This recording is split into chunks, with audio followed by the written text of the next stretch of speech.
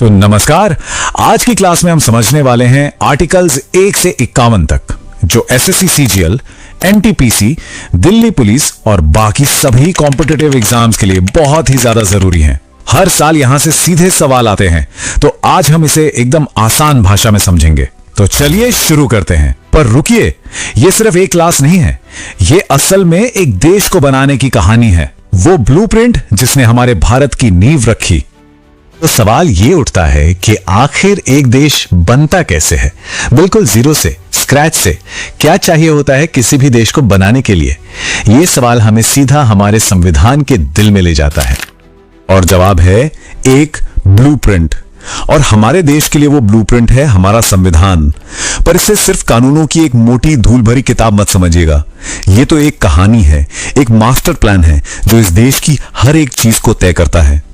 तो चलिए इस ब्लूप्रिंट को समझने के लिए एक सफर पर निकलते हैं और इस पूरी यात्रा को हम एक घर बनाने की तरह देखेंगे।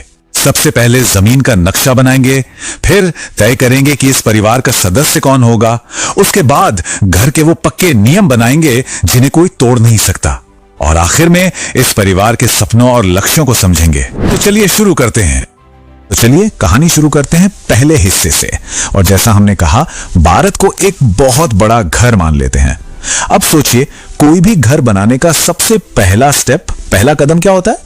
बिल्कुल, उसकी जमीन, उसकी बाउंड्रीज तय करना। बस यही काम करता है हमारे संविधान का पार्ट 1। ये उस घर का, मतलब हमारे देश का फ्लोर प्लान है। ये तय करता है कि भारत असल में क्या है, इसकी सीमाएं कहां तक हैं। और कमाल की बात देखिए कि हमारे संविधान बनाने वालों ने इस प्रोसेस को कितना सिंपल, कितना प्रैक्टिकल रखा। आर्टिकल 1, ये तो हो गया घर का नाम, इंडिया यानी भारत।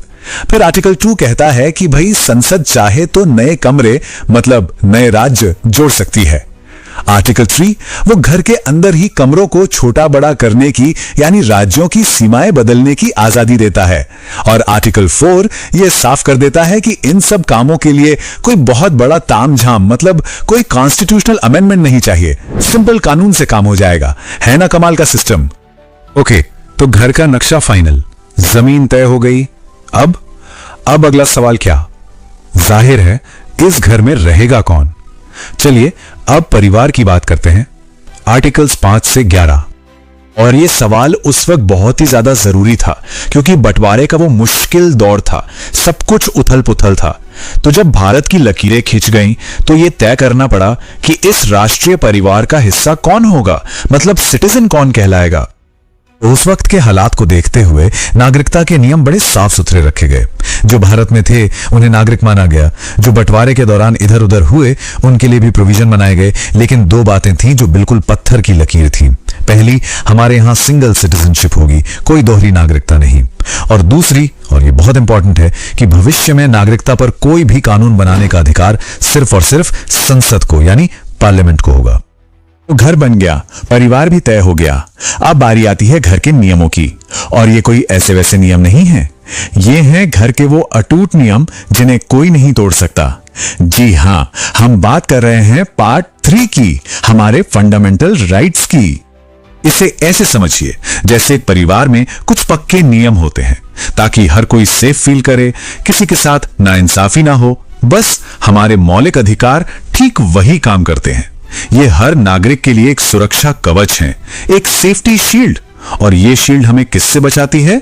सरकार की बेहिसाब ताकत से। हमारा संविधान हमें 6 बड़ी गारंटियां देता है। ये सिर्फ अधिकार नहीं है, ये वो पिलर्स हैं जिन पर हर नागरिक का सम्मान टिका है।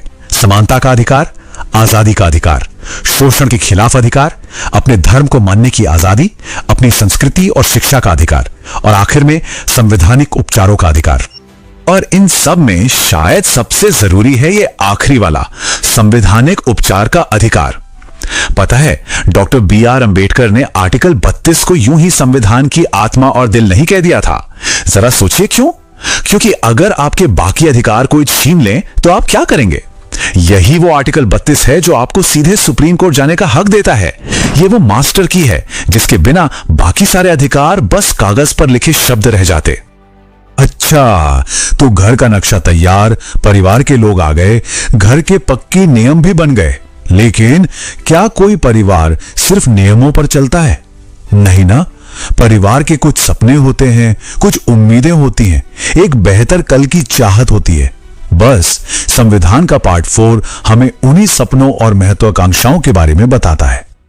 और इन्हीं सपनों को हम कहते हैं directive principles of state policy या डीपीएसपी। इन्हें आप सरकार के लिए एक नैतिक कंपस, एक मॉरल कंपस समझ सकते हैं। ये सरकार को रास्ता दिखाते हैं कि एक बेहतर समाज बनाने के लिए उसे क्या करना चाहिए। अब यहां पर फंडामेंटल राइट्स और डायरेक्टिव प्रिंसिपल्स का फर्क समझना बहुत बहुत जरूरी है। देखिए, फंडामेंटल राइट्स तो आपका हक है। अगर वो आपको नहीं मिलते तो आप सीधे कोर्ट जा सकते हैं। वो सरकार को बताते हैं कि वो क्या नहीं कर सकती। दूसरी तरफ डायरेक्टिव प्रिंसिपल्स वो एक तरह की सलाह है, एक गाइड बुक। उन्हें लागू करवाने के लिए आप कोर्ट नहीं जा सकते। वो सरकार को बताते हैं कि उसे क्या करना चाहिए। एक है नागरिक की ढाल तो दूसरा है सरकार की मशाल। तो चलिए अब इन सारे टुकड़ों को एक साथ जोड़कर देखते हैं। अब हमारे सामने हमारे राष्ट्र की नींव की पूरी तस्वीर साफ हो रही है। तो एक क्विक रिकैप करते हैं। पार्ट 1 आर्टिकल्स 1 से 4 इसने देश का नक्शा बनाया। पार्ट 2 आर्टिकल्स 5 से 11 इसने बताया कि इस देश के नागरिक कौन हैं। पार्ट 3 आर्टिकल्स 12 से 35 इसने उन नागरिकों को अटूट अधिकार दिए, उनकी गारंटी दी। और पार्ट 4 आर्टिकल्स 36 से 51 इसने देश के लिए बड़े बड़े लक्ष्य, बड़े सपने तय किए। देखा कैसे एक एक करके एक राष्ट्र का पूरा ब्लूप्रिंट तैयार हो गया। और ये सब जानने के बाद आज हमारे सामने एक बहुत बड़ा सवाल खड़ा होता है। 70 साल से भी ज्यादा पहले लिखा गया ये ब्लूप्रिंट, ये बुनियादी सोच आज 140 करोड़ लोगों की जिंदगी को कैसे दिशा दे रही है, कैसे आकार दे रही है? ये एक ऐसा सवाल है जिस पर हम सबको सोचना चाहिए।